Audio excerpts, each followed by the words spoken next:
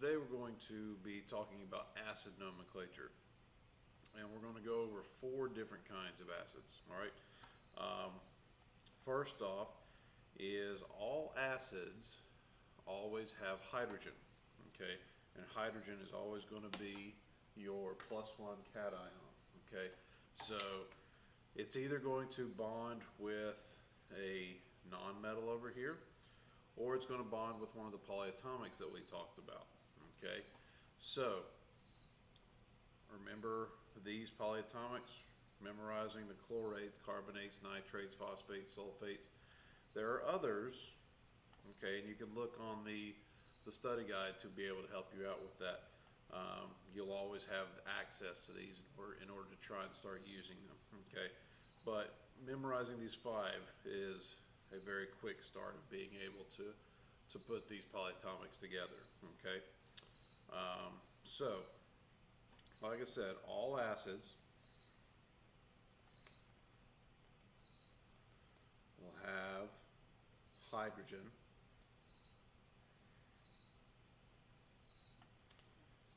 as the cation. Okay, so it'll be hydrogen with a 1+ charge. Okay, if it is binary,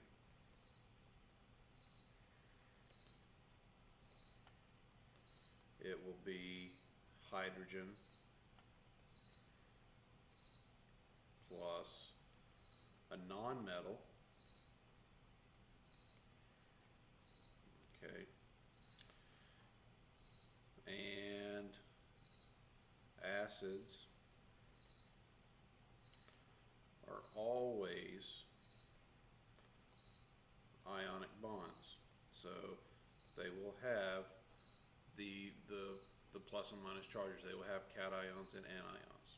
Okay, so first we're going to go over binary acids, and let's look at hydrogen plus bromine. Well, we look at the periodic table to see what their charges are. Hydrogen is going to be that +1. Bromine is a halogen. It's in group 17, and it's going to have a -1 charge. All right, so we're going to put these together. Take your exponent of 1, put it in the subscript of the other, and I just get HBr. Okay, now to name a binary acid, it's going to have the prefix hydro plus the second element plus ic. So I get hydro bromic acid. Okay, now the important thing here is the hydro. Okay, every acid has hydrogen in it, so don't get confused by that. But when you see the prefix hydro, hydro means binary. Okay, so that is a big clue as to tell you how many elements are in the molecule. Okay, let's do another one. Let's look at hydrogen plus chlorine. So hydrogen is that +1. Chlorine, again, it's a halogen, so it's going to be a -1. Put them together, I get HCl, plain and simple. And I'm going to name it. It's binary. It has 2 elements, so it's hydrochloric acid. All right. I'll do one more here, one that's not a halogen. Let's do hydrogen plus nitrogen. So hydrogen is that +1. Nitrogen, it's in the 15th column, so it's going to be a -3. Put them together. Okay, and I get H3N. All right, 2 elements, still binary, so it's hydronitric acid. Okay, pretty plain and simple, it's pretty straightforward. All right, hydro something ic acid. All right, now let's look at our polyatomic acids. polyatomic acids, also known as oxyacids, because they all have oxygen in them. But these will contain hydrogen plus a polyatomic ion. Okay, so like I said, the ones that you were to memorize, the chlorates, carbonates, phosphates, sulfates, nitrates. All right, there are two kinds.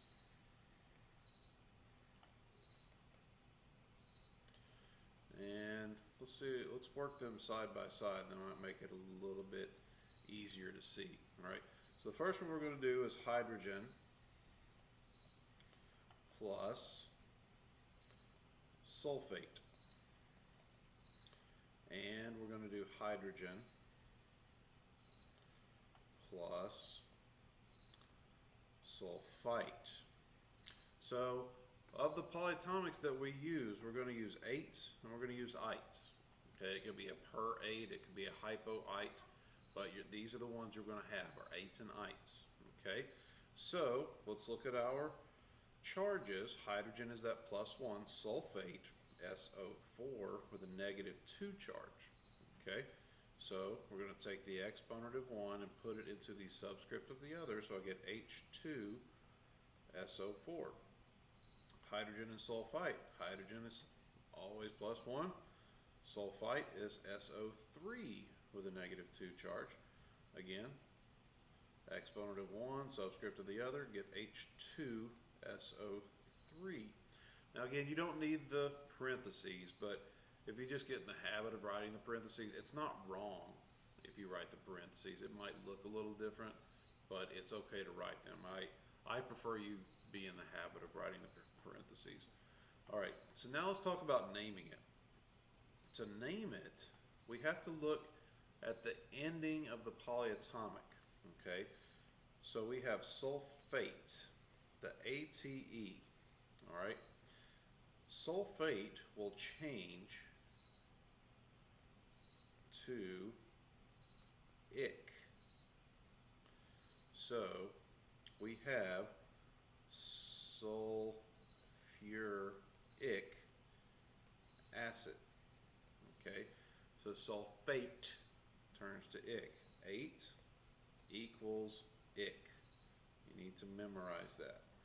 Okay, for sulfite, ITE, sulfite changes into OUS acid. So I get sulfurous acid. Okay, ITE equals OUS. You need to memorize that one. Okay, so 8 equals ic, ite equals os. All right. Now, not to be confused with hydrogen plus sulfur. I've got hydrogen +1, sulfur -2. Put them together, I get H2S. There are 2 elements. That means it's binary. So I have hydrosulfuric acid. All right. So we got hydrosulfuric, I've got sulfuric, and I've got sulfurous. All right.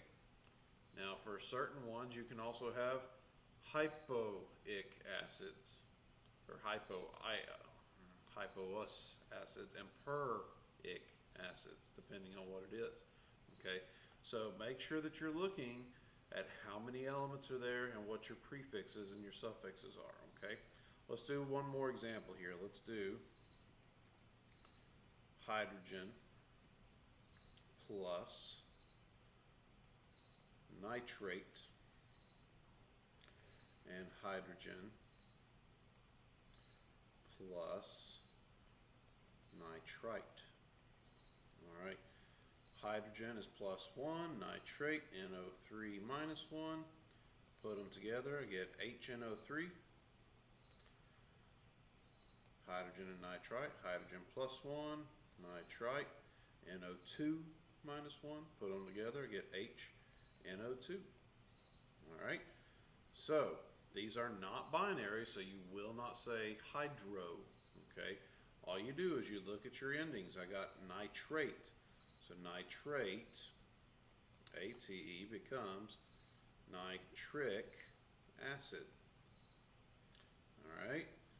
And nitrite.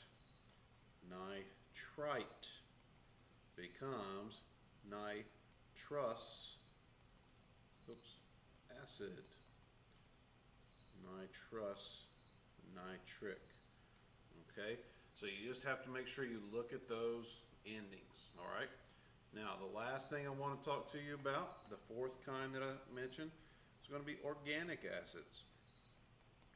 So organic acids are, they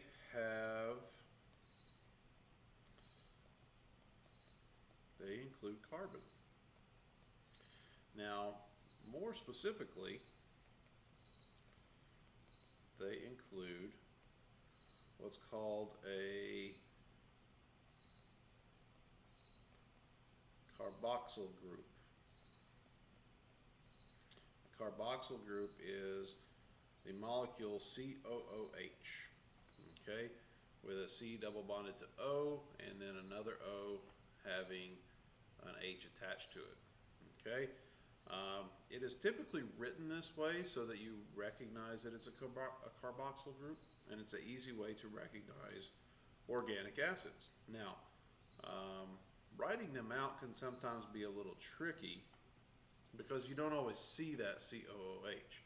But let's look at hydrogen plus acetate. Hydrogen is a +1. Acetate is C2H3O2 with a -1 charge. +1 and -1, so you have HC2H3O2. Okay. Now, to name it, it's the same as the other polyatomics. 8 equals ic. So this becomes acetic acid. Now, it's not always written like this. A lot of times it is rewritten in order to get that COOH, CH3COOH. Okay, so there's two C's, 1 and 2. Okay, there's 2 oxygens, 1 and 2, and there's 4 hydrogens. Okay, so you don't always see it written with the easier way to recognize that it's an acid. Okay, but that COOH will always tell you that it has that carboxyl group. Okay, so that's about it. Next class we're going to review all of our nomenclature: diatomics, covalent binary, ionic polyatomics, and now all of the acid nomenclatures with polyatomic acids, binary acids, and organic acids. Okay. Until then, work together, help each other, and make the world a better place. See ya.